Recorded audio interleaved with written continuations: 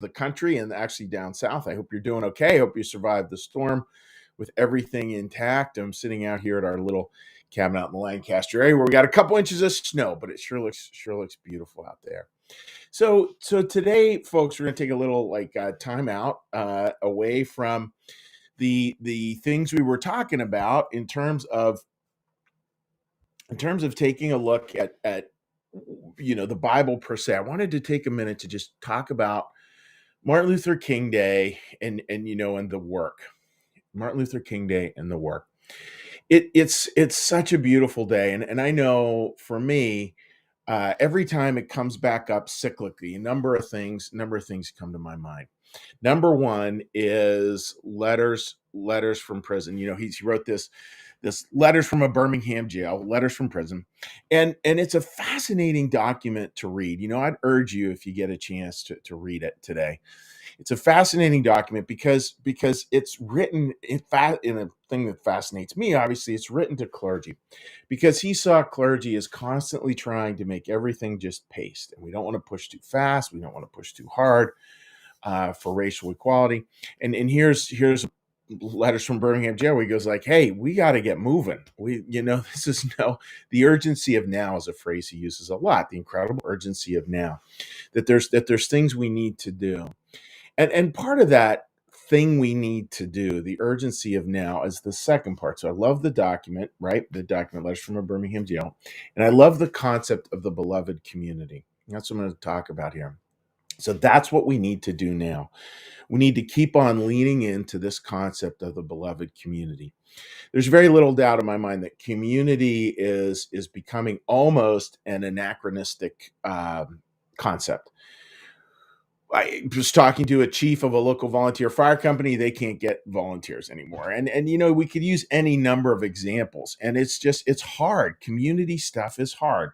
We're very busy. We're atomized. We can go at home and sort of have a little bit of community online. And yet the real beloved community is so challenging to build, but so enriching to live in. I want to say that again, challenging to build, enriching to live in. And I think we need to continually come back to his concept of the beloved community and find ways as best we can to live into that. I certainly hope most of you got a chance to take a look at yesterday's service. We had Ms. Universe speaking at New Church Live. She spoke to this concept of the beloved community and what it can do in just beautiful ways. She had gone through homelessness to eventually becoming a very successful attorney to speak at New Church Live. There's a line for you. And and just beloved community played a key role every step of the way. And it's not just a beloved community that sits back and looks at a story and likes it. It's a beloved community that actually is actively supporting people. Now, New Church theology talks a lot about the beloved community, even though it doesn't use that phrase per se. So I wanted to share with you today something that Emmanuel Swedenborg was talking about. He's talking about heaven and kind of how does heaven work. And heaven, for those of you who aren't familiar, heaven from a Christian New Church perspective, it's not reserved just for one particular group. We believe that people who do the best they can, which I frankly think is probably all of us, end up there. And it's a place where diversity actually creates perfection. And that's a very different perspective on heaven. A lot of people would say homogeneity is what creates perfection, not from a Christian New Church perspective. Christian New Church perspective says diversity is what does that. So I want to read to you here. It's just a beautiful line, and this is from Emmanuel Swedenborg's book, Heaven and Hell, written in the late 1700s. This correspondence can never be completely fulfilled because the more assemblies of angels, in other words, the more groups, the more societies, the more tribes, for lack of a better word, the more groups there are that answer to each member, the more complete heaven is. So it's interesting, right? So you have these groups, and these groups are all answering to each individual, and each individual is answering to the group. And I think, you folks can see that, right, in your lives. In the heavens, all forms of perfection increase as numbers increase. So more people, more diversity, more perfection. This is because there is one goal for everything there and a unanimous focus of everyone on that goal. And this is the beautiful part. That goal is the common good. And there, I think we could simply translate the word that goal is the common good. That goal is the beloved community. And when this rules, there's benefit to individuals from the common good. So the common good washes back on individuals, and from the good of individuals to the common good. So individuals then wash into the common good as well. This happens because the Lord turns everyone in heaven towards himself, towards what is good, towards what is true. That's such a beautiful concept, right? And that idea of like the beloved community serving into the common good, and then the common good coming back and serving into people's lives. That's powerful stuff. And that's the kind of stuff I'd urge us all to think about. How do we live into that? How do we actually roll up our sleeves and start to serve into the common good? Now, for some people, that can literally be a service project. And again, we got a lot of those going on at New Church Live. You can find a lot of them locally as well.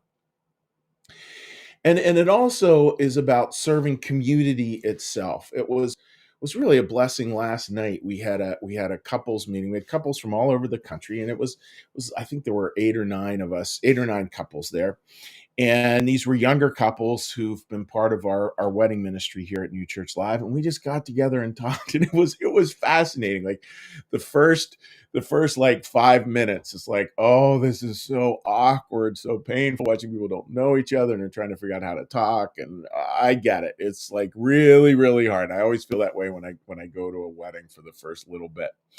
And then people start to share, and then they start to realize how much they have in common. And then they start to point towards this common good, this beloved community. And by the end of it, everybody's just like, oh, what a great way to spend an hour, just connecting, realizing, yep, we're all in this together, doing the best we can. There was some very, very funny lines on the joy and the challenges of parenting. That parenting young kids in an era of COVID is not always the easiest thing to do. But I'm not going to blab what these people said. It was just very honest and very good. And I loved it, right? Because there's the common good, right? There it is. There it is. All those people could have done anything last night. They could have sat on their phones scrolling, or watch the Philadelphia Eagles lose, or watch the Pittsburgh Steelers lose. Take your pick. I'm not bitter, right? Um, but instead, they took this hour, this sacred hour, and connected with other people. That's the beloved community. That's what we're called to build. That's what we're called to take part in. This little group we have going here, I think, is a big part of the beloved community. I think when we show up, and we don't show up just as what can I get from this, but in terms of what can we offer, and we offer a lot of comments, and I know actually some friendships that have grown out of this little group. That I think is what Martin Luther King is talking about, and I think that's using internet tools in the best possible way. These new tools that in God's providence we have. So that's the thought for today, folks. Is you know what?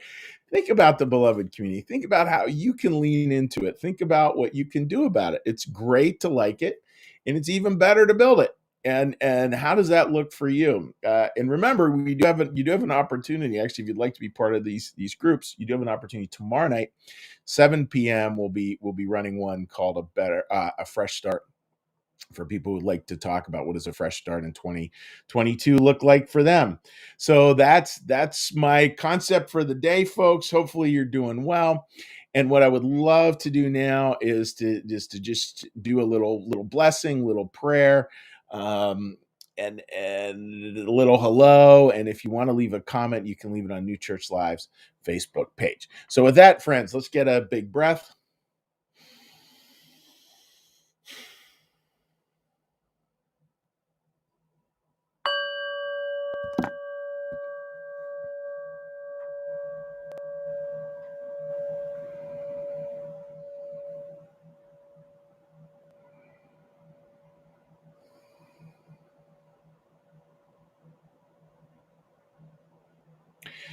Be still and know that I am God.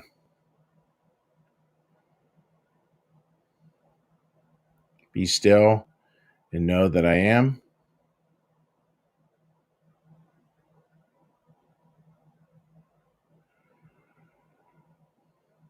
Be still and know that I.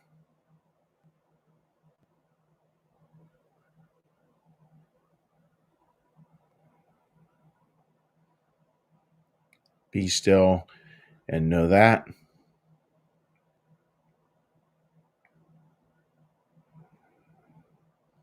be still and know.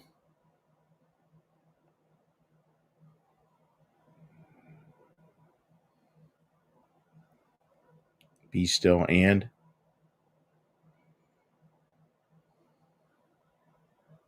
be still.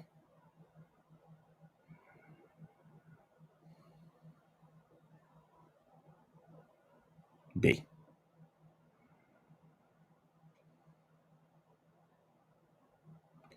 Our Father, who art in the heavens, hallowed be thy name. Thy kingdom come, thy will be done, as in heaven, so upon the earth. Give us this day our daily bread, and forgive us our debts, as we also forgive our debtors. And lead us not into temptation, but deliver us from evil. For thine is the kingdom, and the power, and the glory forever. Amen. May the Lord bless you and keep you. May the Lord make his face to shine upon you and be gracious unto you. May the Lord lift up his countenance upon you and bring you peace and bring you home. Amen. All right, dear friends. So if you'd like to leave a comment on New Church Live's Facebook page, I will read on through them. And again, hope you did all right with all this craziness here. And let me see. All right, it's showing that I didn't stream. Huh. All right. Well, maybe I didn't stream. So anyhow, folks, wishing you all